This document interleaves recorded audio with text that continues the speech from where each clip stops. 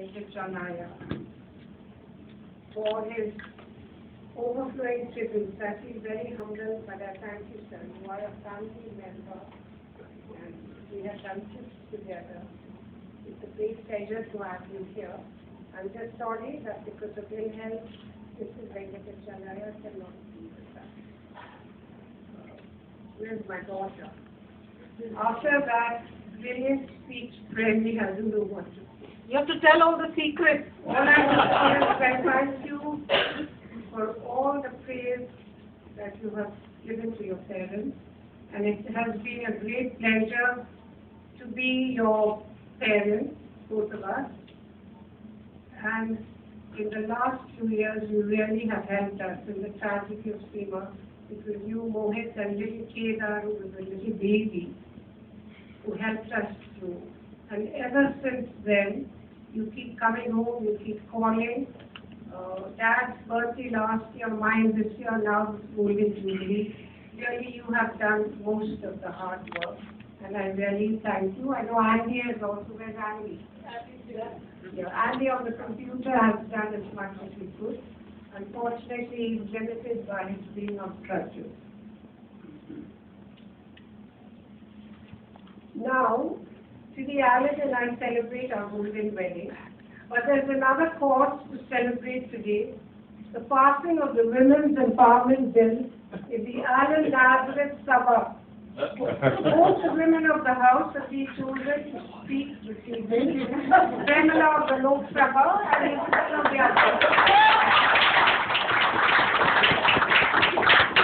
These two number exactly 1/3 of the clan, the 2/3 being Alan, Mohit, Andy and Taylor. This morning, Alan recounted the obstacles or travails he had to cross to win his wife's hand 50 years ago. I shall now recount not travails, but the comments and warnings of the naysayers. Alan, being in Japan, got the impression that Mikimoto pearls were better than diamonds and brought me a pearl ring as the engagement ring.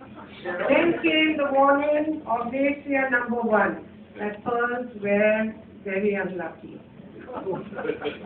Soon followed naysayer 2, that silver was unlucky. Instead of the traditional red and gold sado, silver zari had just come into fashion, so I chose a pink and silver sari as my sado. But it frightened rather than pleased some around me that this silver would bring bad luck. Then one of my sisters-in-law feared that as I was just 15 months younger than Alan, compared to the traditional 8 to 10 years difference between spouses that was common 50 years ago, I was even up to 15, 20 years, that Alan would be completely henpecked. Soon she discovered that her brother was quite a dictator, a benign one I will qualify, and rallied round to my side, so also my dear mother-in-law, to whose April strings I feared Alan would be tied.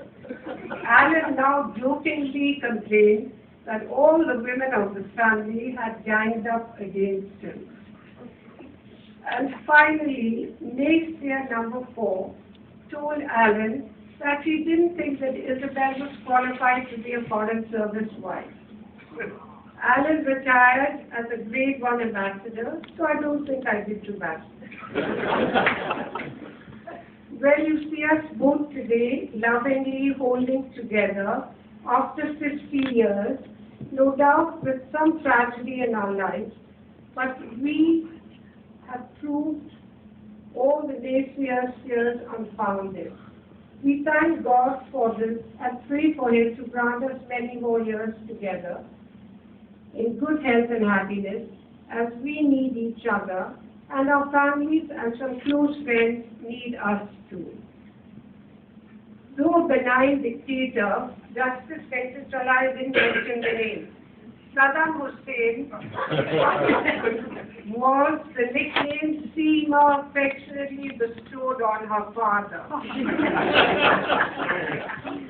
Alan has given me and the children a very comfortable life, traveling around the world, showing us its wonders wherever we were posted, and getting to know some of the world's outstanding people. Now I just remembered that there was one other naysayer comment, that our zodiac signs of Aries, fire, water, Cancer, are very ill-matched. The fire, that's Alan, evaporates the water, and water, that's me, Isobel, quenches the fire. I have seen this happen over the years. It may have caused some small quarrels, but hasn't yet broken up our marriage. Slowly, each of us has learned to keep quiet. Alan is the idealist, and I'm the pragmatist. The one cancels the other and gives us peace. So we've overcome that one too. One secret of our peaceful marriage is Alan's ploy to play the child.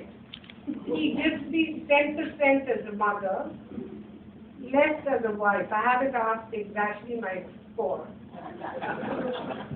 So if he wants to get on me to do some errand or chore for him, he acts, and I must say he acts perfectly, as a little child. I cannot but acquiesce. The 100% mother in me melts. I now call him spoiled child, and he says, "Who spoiled me? You are to blame." Finally, I am so relieved that we reached this milestone of 50. Since a year, Alan has been so excited about his forthcoming golden wedding, so exuberant that an older friend suggested that I warn him not to tempt fate. His exuberance, I think, has beaten that of our Indian Olympic athletes. We finally have won a gold medal.